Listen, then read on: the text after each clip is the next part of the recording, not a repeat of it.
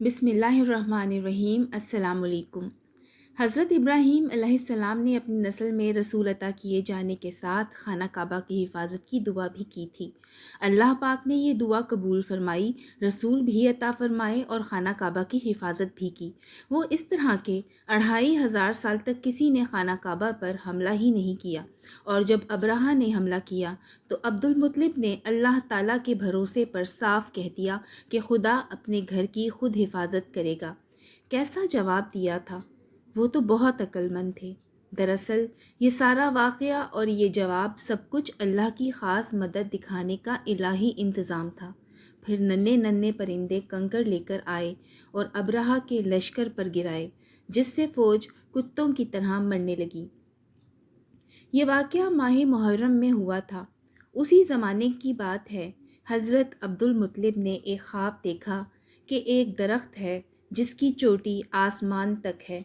उसकी शाखें मशरिक़ और मग़रिब में दूर दूर तक फैली हुई हैं। ये दरख्त सूरज से कई गुना ज़्यादा रोशन है। कुरैश का एक गिरोह उसकी शाखों से लटका हुआ है। एक दूसरा गिरोह उसकी शाखों को काटने के लिए आगे बढ़ता है। उस गिरोह को कुरैश का एक खूबसूरत जवान, जिसके जिस्म से खुशबू निकल रही है, मार मार कर भगाता है। उस वक्त के उलमा ने इस ख्वाब की ताबीर ये बताई कि आपकी औलाद में वो नबी पैदा होगा जिसकी बशारत आसमानी सहीफ़ों में मौजूद है।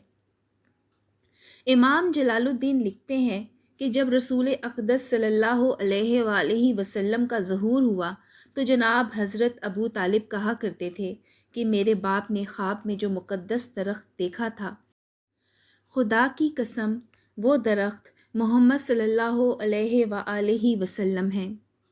अब्दुल मुत्तलिब के सबसे छोटे बेटे अब्दुल्ला बहुत नेक तबीयत के मालिक थे। अपने वालिद की नज़र मानने और अपने बदले 100 ऊँटों की कुर्बानी ने उनको सबकी आंखों का तारा बना दिया था। वो बहुत सेहतमंद और ख़ूबसूरत थे। शेर भी कहते थे, जो बहुत पसंद किए जाते थे। वो बुत परस्त ना थे, बल्कि एक खुदा को मानते थे, यानी दीन इब्राहीमी पर कायम थे। उनकी शादी कुरैश की सबसे ज़्यादा काबिल इज़्ज़त खातून हज़रत आमना से हुई। हज़रत आमना वर्का बिन नौफल की रिश्ते की बहन थीं। उनकी वालिदा का नाम बर्रा बिनते अब्दुल अज़ा था। अरब में तारुफ करवाने के लिए बाप दादा के ज़िक्र को ज़रूरी समझा जाता था। हस्बो नसब का सारा सिलसिला याद रखा जाता था। उन दिनों इल्म हासिल करने के लिए आज के ज़माने जैसे ज़रिए ना थे। इंतहाई अहम बात लकड़ी की तख्तियों, जानवरों की खालों या किसी हमवार सतह वाली चीज़ पर लिख ली जाती थी, मगर ज़्यादा काम याददाश्त पर चलता। वो लोग जाहिल नहीं थे, उनमें बड़े बड़े आलिम और शायर गुज़रे हैं। हस्बो नस्ब के तो बहुत माहिर होते थे। बात दरअसल ये थी कि उसमें भी अल्लाह ताला की हिकमत थी। वो बता रहा था कि जो सारी दुनिया का सरदार नबी सल्लल्लाहु अलैहि वसल्लम है, वो हस्बो नस्ब के लिहाज से भी बेहतरीन है। हज़रत अब्दुल्ला और हज़रत आमना अरब के आला तरीन ख़ानदानों के आला तरीन अफराद थे। उनकी शादी बड़ी बरकतों वाली शादी थी। दुल्हा की उम्र करीबन 25 साल थी और दुल्हन की उम्र 20 साल से कुछ कम थी। उस ज़माने में रिवाज था कि शादी के बाद दुल्हा 3 दिन तक ससुराल में रहता था। उस रिवाज के मुताबिक 3 दिन ससुराल में रहने के बाद हज़रत अब्दुल्ला हज़रत आमना के साथ मक्का के एक मोहल्ला ज़क़ाकुल मौलद में मुंतकिल हो गए। हज़रत अब्दुल्ला अपने वालिद के साथ तिजारत करते थे। उन दिनों एक तजारती काफ़िला शाम की तरफ जा रहा था। आपके वालिद ने आपको उस काफ़िले के साथ जाने को कहा। आप वालिद के बहुत फर्माबरदार थे। उस सफ़र पर रवाना हो गए। जाते वक्त हज़रत आमना को अलविदा कहा। वो गोया आखिरी सफ़र पर जाने के लिए अलविदा थी, क्योंकि आप शाम के सफ़र से ज़िंदा वापस ना आए। रास्ते में बीमार हो गए। आपकी ननिहाल यसरब मदीना में थी। वहाँ एक माह ठहरे, मगर सेहतयाब ना हो सके। इस तरह नई नवेली दुल्हन को अकेला छोड़कर इस दुनिया से रुखसत हो गए।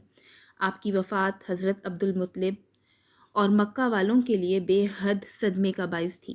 حضرت آمنہ بے حد صابر و شاکر خاتون تھیں، بڑے صبر اور حوصلے سے اس مشکل کو برداشت کیا۔ حضرت عبداللہ کوئی رئیس آدمی نہ تھے۔ فوت ہونے پر ان کا ترکہ چند جانور، شعب ابی طالب میں ایک مکان، ایک دکان، کھجوروں اور چمڑے کا کچھ ذخیرہ، 2 غلام اور ایک لونڈی تھے۔ یہ لونڈی، جن کا نام ایمن تھا، بڑی وفادار اور سمجھدار خاتون تھی۔ حضرت آمنہ کا بہت خیال رکھتی اور ہر وقت خدمت میں حاضر رہتی تھیں۔ جیسا کہ پہلے بھی بتایا گیا ہے کہ حضرت آمنہ بہت نیک دل اور صبر کرنے والی خاتون تھیں۔ ایسی ہستیوں کو اللہ تعالیٰ پسند کرتا ہے۔ ان کا غم اللہ تعالیٰ نے خود دور کیا۔ وہ اس طرح کہ کئی دفعہ ان کو خواب میں خوشخبری ملی، بہت بڑی خوشخبری، اتنی بڑی خوشخبری آپ کے علاوہ کسی اور کو نہیں ملی، اور وہ یہ کہ آپ کو خواب میں بتایا گیا کہ آپ کو سب سے اونچی شان والا بیٹا عطا کیا جائے گا۔ صرف خواب ہی نہیں، کشف میں بھی آپ کو ایسے نظارے دکھائے جاتے جس سے آپ کو اندازہ ہوتا کہ کوئی بڑی شان والا بیٹا آپ کو ملے گا۔ آپ نے یہ بھی دیکھا تھا کہ آپ کے اندر سے ایک نور نکلا ہے جو ہر طرف پھیل گیا ہے۔ اس کا ذکر پیارے آقا صلی اللہ علیہ وآلہ وسلم کے مبارک الفاظ میں بھی سنیے۔ آپ فرماتے ہیں، میں اپنے باپ حضرت ابراہیم علیہ السلام کی دعا ہوں، حضرت عیسیٰ ابن مریم علیہ السلام کی بشارت ہوں، اور اپنی ماں کا وہ رویا ہوں جو انہوں نے دیکھا کہ ان کے جسم سے ایک نور نکلا جس میں انہیں شام کے محلات نظر آئے، اور انبیاء کی ماؤں کو اسی طرح دکھایا جاتا ہے۔ حضرت آمنہ کو بھی فرشتوں نے بیٹے کی خوشخبری کے ساتھ نام بھی بتایا، محمد، اور حاسدوں اور شر سے بچنے کی دعا بھی سکھائی۔ آپ اکثر سوتے جاگتے نورانی فرشتوں کو دیکھتیں، فرشتوں کے پروں کی آوازیں سنتیں۔ یہ سب انوکھی باتیں تھیں۔ واقعہ بھی تو انوکھا ہونے والا تھا۔ صرف حضرت آمنہ ہی نہیں، کل کائنات ایک بہت بڑی شان والے وجود کی منتظر تھی۔ عیسائی اور یہودی علماء اپنی کتابوں میں دیے گئے اشاروں اور نشانیوں کے مطابق سمجھ رہے تھے کہ سب سے بڑی شان والے نبی کی پیدائش کا وقت آ گیا ہے۔ کیسر روم نے ستاروں کو دیکھ کر کہا، معلوم ہوتا ہے کہ عرب کا نبی پیدا ہونے والا ہے۔ عرب میں محمد نام رکھنے کا رواج نہ تھا، مگر جن کو علم تھا کہ آسمانی کتابوں کے مطابق موعود نبی کا نام محمد ہوگا، وہ اپنے بچوں کے نام محمد رکھنے لگے۔ جس کا حضرت ابراہیم کی دعاؤں میں وعدہ تھا، وہ موعود نبی جس کے لیے سارے یہودی منتظر تھے کہ فاران کی چوٹیوں سے ایک نبی برپا ہوگا، وہ وجائے تخلیق کائنات نبی جس کے لیے زمین و آسمان چشم براہ تھے۔ غرض یہ کہ نور الہی کے مظہر، نور محمدی کے جلوہ فرمانے کا بابرکت وقت آ گیا تھا۔ 12 ربیع الاول عام الفیل 20 اپریل 571 عیسوی، سورج نکلنے سے کچھ پہلے حضرت آمنہ کی گود میں وہ چاند آ گیا جس کی بشارتیں انہیں مل رہی تھیں۔ سبحان اللہ۔ آپ کی ولادت مکہ کے محلہ سوق اللیل میں ہوئی۔ آپ کی دایا کا نام شفا تھا، جو مشہور و محترم صحابی رسول حضرت عبد الرحمن بن عوف کی والدہ تھیں۔ سب سے پہلے بچے کو گود میں لینے کی سعادت انہی کو ملی۔ انتہائی حسین بچہ، گول چمکدار سا حسین چہرہ، پیشانی اور ناک اونچی، آنکھیں سیاہ اور روشن پلکیں دراز تھیں، سر بڑا اور بال کالے تھے۔